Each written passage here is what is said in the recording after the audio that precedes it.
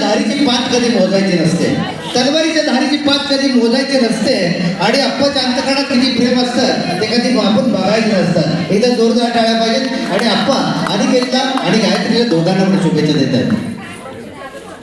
आज या ठिकाणी अनिकेत आणि गायत्री यांना शुभेच्छा देण्यासाठी कोकणे परिवार आणि कटके परिवार या दोन परिवाराच्या अकराच्या प्रेमाच्या निमंत्रण मानदेव आपण सर्वजण या रिसॉर्टमध्ये उपस्थित राहिलात. आपण सर्वांचं मनापासून अभिनंदन करतो, धन्यवाद देतो आणि आपल्या सर्वांच्या साक्षीनं विवाहामध्ये झालेल्या वधूवरांचं वैवाहिक जीवन सुखाचं, समृद्धीचं, भरभराटीचं, आनंदाचं जावं.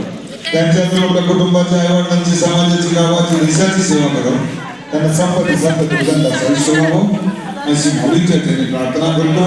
आपण सर्वांना पुन्हा एकदा धन्यवाद देतो आणि या ठिकाणी लागतो. जय हिंद, जय महाराष्ट्र.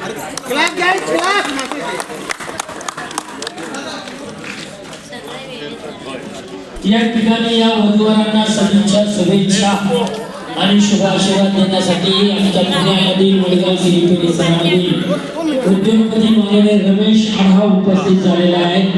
त्याचबरोबर आमदार बापूसाहेब पठारे उपस्थित झालेले आहेत. सचिन मराठे, शेखर गुरव, गणेश दळवी आणि इशरात खान ही सर्व मंडळी या ठिकाणी या वधूवरांना सदिच्छा, शुभेच्छा देण्यासाठी उपस्थित झालेले आहेत.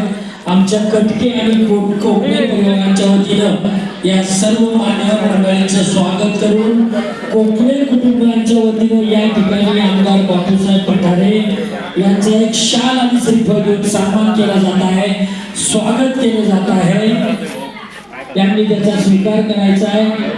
त्याचबरोबर माननीय रमेश आढाव यांचा देखील या ठिकाणी शाल आणि श्रीफळ देऊन